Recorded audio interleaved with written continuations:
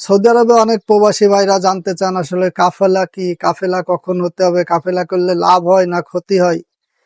অনেকে আছে না বুঝেই কাফেলা হয়ে যায়, অনেকে আছে এক জায়গা থেকে আরেক জায়গায় কাফেলা হওয়ার পর আরো বিপদে পড়ে। এরকম নানাবিধ সমস্যায় আমার প্রবাসী ভাইরা পড়ে।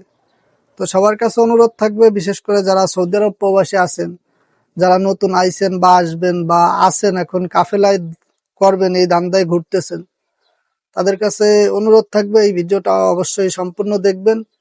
তাহলে আপনাদের কাফেলা সম্পর্কে সকল তথ্য একবারে ইনশাল্লাহ ক্লিয়ার হয়ে যাবে। তো ভাই কাফেলাটা কি জিনিস আগে আমাদের সেটা বুঝতে হবে। কাফেলা হচ্ছে ভাই পরিবর্তন, কফিল পরিবর্তন, বা আপনার এক কফিল থেকে আর এক কফিলের আন্ডারে যাওয়া, বা আপনি হয়তো আপনার যে কফিলের আন্ডারে আছেন, যে কাজ বাজ করতেছেন, ওই কাজ হয়তো আপনার কফিল পছন্দ করে না, বা আপনার কফিল ভালো না, আপনার প্রয়োজনীয় কাগজপত্র দিচ্ছে না, বা হয়তো আপনার কাজ করায় টাকা কম দিচ্ছে।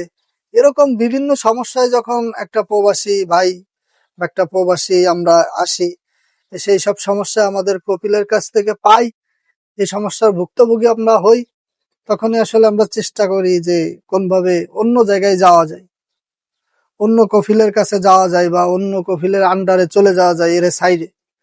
তো মেন পয়েন্ট হচ্ছে যে কাফেলা হচ্ছে যে ভাই আপনার এমন কোন সমস্যা আপনি পড়ছেন আপনার কফিলের কারণে, এখন চাচ্ছেন যে আপনি এই সমস্যা থেকে বাঁচতে হলে আপনার অন্য কফিল ধরা লাগবে।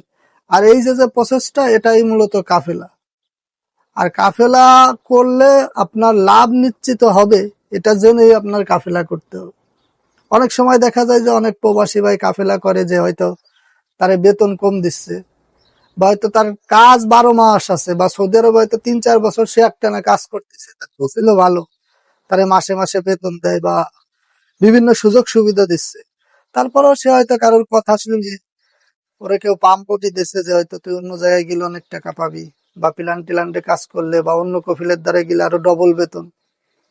দেখা গেল কি ও লোভে পড়ে কাফেলা হইছে, কাফেলা হওয়ার পর তার কফিল খারাপ, কাজ নাই বছরের পর বছর, উল্টো পাল্টা ব্যবহার করে, কাগজপাতি দেয় না, আপনার বেতন বেশির আশা ছিল, আপনি কাজই পাচ্ছেন না, তাহলে কি হলো, আপনার কাফেলা হয়ে আরো লস হলো।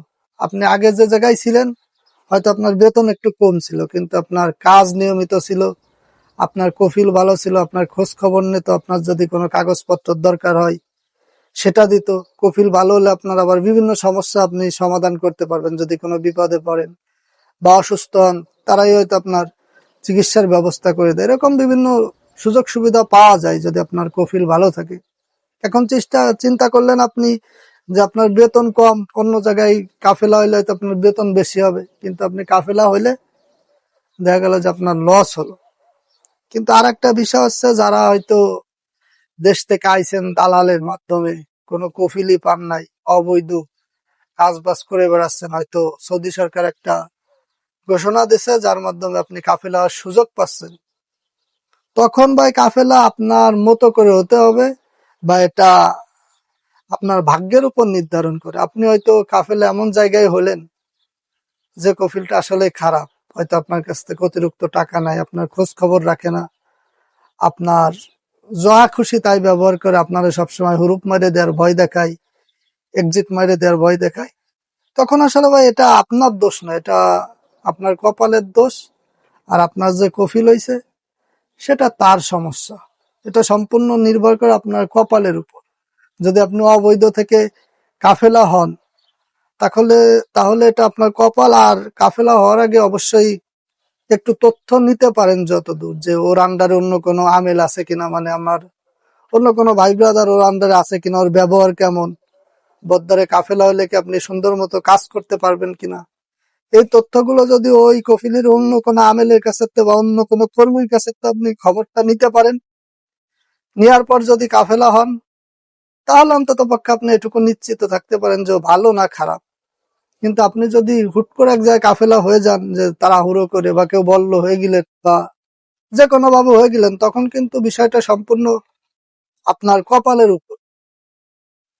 এজন্য ভাই যারা অবৈধ ছিলেন বা চাচ্ছেন যে অনেক বেশি খরচ, যে আন্ডার যার কফিলের আন্ডারে আছেন, অন্য জায়গায় যেতে চাচ্ছেন, মানে আপনার নিশ্চিত লস, আপনি বুঝতেই পারতেছেন যে আপনার কফিল ভালো না, কাগজপাতির ঝামেলা, আবার অনেকে অবৈধ নতুন কাফেলা হতে চাচ্ছেন, অন্য কফিলের আন্ডারে যাবেন, সুযোগ পাইছেন, এইসব ভাইরা অবশ্যই খেয়াল রাখবেন যে যার আন্ডারে যাচ্ছেন তার অন্য কোনো কর্মীর কাছ থেকে ওই কফিলের খোঁজ খবর নেওয়া, যে সে আসলে আপনারে কতটুকু সাপোর্ট দিতে পারবে, বা তার চরিত্র কেমন, তার ব্যবহার আচার কর্মীদের সাথে কেমন। যদি ভালো হয়, সবকিছু ঠিকঠাক থাকে, তাহলে অবশ্যই আপনি কাফেলা হয়ে যাবেন, তাহলে ইনশাল্লাহ আপনার লাভ হবে।